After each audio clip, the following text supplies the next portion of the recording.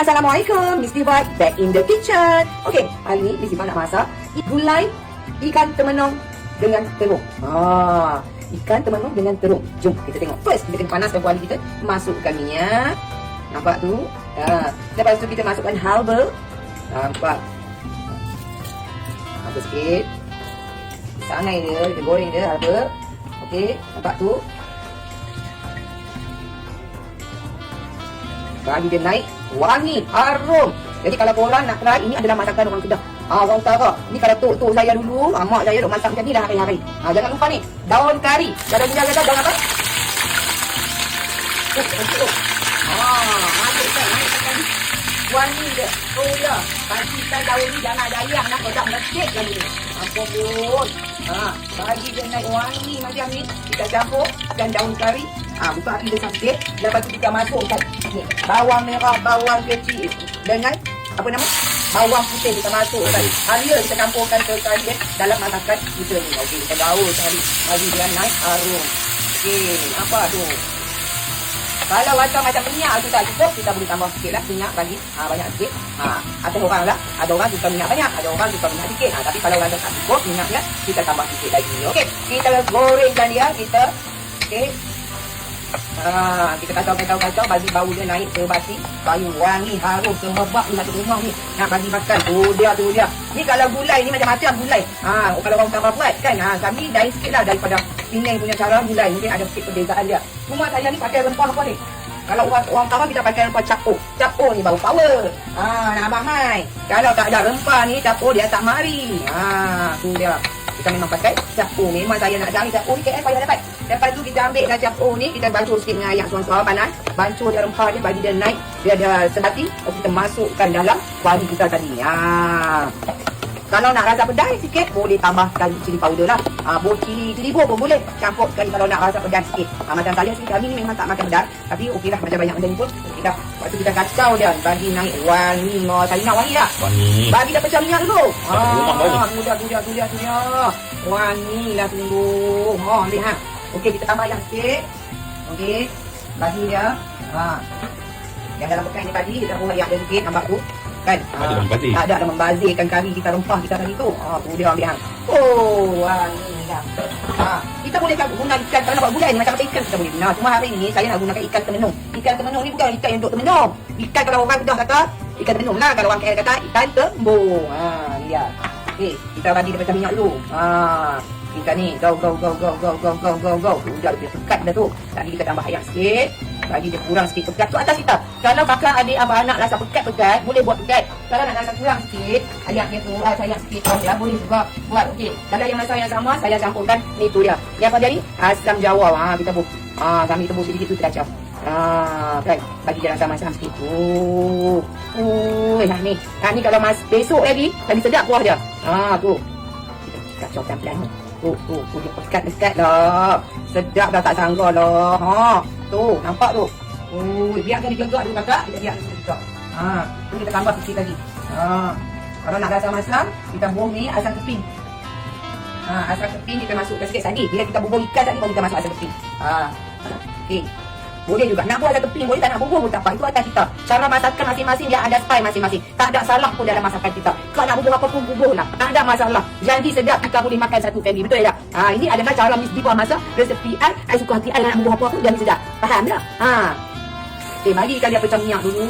Dia gelegak main macam ni. Saat lagi baru kita buat. Masukkan ikan. Masuk ikan, sebelum saya nak masuk ikan, saya nak masuk sayur dulu lah. Kan bagi dia ni ikan, saat lagi dia cepat masak, dia cepat lembik. So saya gunakan sayur-sayur ni ada ni, nampak ni. Masukkan dulu. Saya nak masukkan apa nama ni? Ni panggil terung. Curung. Kita masukkan curung dalam ni. Ikut kat lah, kat nak masak, masuk terung boleh, nak masuk bendik saja pun boleh. Ikut masing-masing punya cita rasa. Kita tak ada masalah dalam masakan ikan kakak, dia tak ada masalah. Kalau nak masuk apa pun boleh, jadi sedap sudah. Kita nak bagi makan anak-anak kita kan. So kuah sayur ni nak pekat kan. Saat lagi kita buah ayam sikit, bagi dia gaya. Sebab kita last lagi kita nak tambah santan.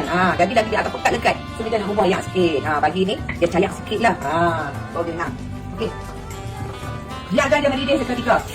Biarkan dia mendidih. Okey. Masukkan lagi sikit je. Okey, nampak tu. Wow, ini pun dah naik harum dah ni. Bagi terung air ni masak dulu. I nak bagi dia empuk dulu. Baru I nak masukkan ikan. Okey, baru nak masukkan bende. Lepas tu baru kita masak satu piece sikit, baru masuk tomato. Last. Tak yang lambat sikit masak, kita bagi dia mendidih. Bagi dia lembut dulu. Okey kakak, kita biar dulu seketika sekali kita dalam dia kita masuk lagi apa bahan-bahan dia nak. Okey, stay tune. Nampaknya gulai ikan termenung kita ni dah gelegak-gelegak, dah pudar, dah gelegak-gelegak. Okey, bila dah gelegak-gelegak macam ni kakak, kita masukkan ikan kita dah lagi dah berapa tu dah nampak ni. Boleh dah masuk sekilo ikan termenung ni kita masuk. Bismillahirrahmanirrahim. Kita susun cantik-cantik ikan kita ni, bagi dia duduk elok-elok dalam kuali kita ni. Lepas tu kita gosok kali-kali lagi dah. Biar dia duduk benang dia kat dalam tu, benang dia kat dalam kuali kita ni. Okey, tu dia cantik dah. Cantiknya dia duduk benang kat dalam ni. Tu dia. Okey, biarkan dia duduk melegak lagi naik. Sambil tu, okey, kita tambah. Sambil dia dah bagi dia legak dulu, bagi dia duduk dalam ni berenang dulu, kita tambah santan sikit. Okey. Kita campak ikan dalam kuali ni, kita masukkanlah sekeping. 2 keping pun cukup dah. Asam glugok ni kalau orang tahu tak? Asam glugok kan sementara dengan lidih tu. Kita kacau-kacau. Lepas tu kakak jangan lupa pula kita masukkan santan ni. Kalau ada santan pekat, kita bubuh santan pekat sikit. Kita bubuh tabuk bismillah, bagi dia cantik lagi bagi dia pekat berkrim lagi. Kita punya kari ni ataupun gulai kita.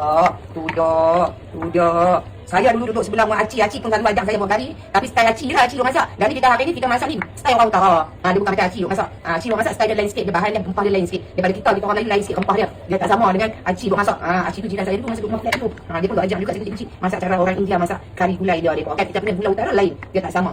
Okey, lepas tu tengah dia nak lidih tu kakak, jom kita masukkan bende lah dalam ni sekali. Buah bende kan. Bagi cantik bende air panjang-panjang. Nak cari hak kecil-kecil tak ada. Semua ada kedai mama beli semua yang panjang-panjang. Aku pun tak tahu apa besar-besar sangat. Kita sedap makan hak kecil-kecil kan. Cuma bende ni kakak, kalau jangan potong lah tengah-tengah dia. Banyak bende lagi sedap. Kakak dah tak payah nak masak sayur. Sayur semua ada sebab terung dah bende yang dah cukup dalam tu. Memang cantik. Lepas tu kita ni, daun kari tadi kita tabur sikit. Tadi kita dah apa nama? Kita dah goreng dah sangat dan mula-mula tadi. Ni kita buatkan je. Bagi dia nampak ada colouring sikit. Okey, biar dia berendam kat dalam tu sementara kuah tu nak mendidih, nak pecah minyak, biar dia. Kita biar dulu seketika saat lagi baru kita bubuh. Tomato jangan lupa masuk. Sebab saya kalau masak mesti nak colour-colour. Saya tak boleh. Kalau masak satu colour saya tak boleh lah kakak, tak besar. Ni, nak bubuh lagi tomato, bagi dia rasa masam semua cukup. Dalam ni manis ada, pedas ada sikit kan. Rasa-rasa semua cukup. Kita nak bubuh ni, bagi nampak menarik masakan kita supaya kita nak hidangkan pada seisi keluarga kita. Biarlah kita masak dengan cara penuh kasih sayang. Betul tak? Bagi legak tak? Nampak tu cantik dah masakan kita ni kakak. Kakak tengok ni nampak ni kakak boleh ambil ni saya punya resepi gulai ikan termenung. Ni cara orang utara dah. Kalau masak lagu ni dah kami. Cuma ada lah masing-masing punya style lah. Ini style mesti buat Iffah Razia pupuk lagu ni lah. Okey, bagi melegak saya lagi kita bubuh garam, gula semua cukup rasa, kita bawang tak. Okey, bagi kita gerak dulu. Okey, tengok. Tu dia, tengah dia legak-legak ni kita masukkanlah perasa ikan ni. Bagi dah sedap, jangan rasa buah garam, jangan lupa. Okey, buah garam. Kalau nak buah gula, kena gula. Saya gunakan gula Melaka. Buah sini. Nak bagi ada rasa.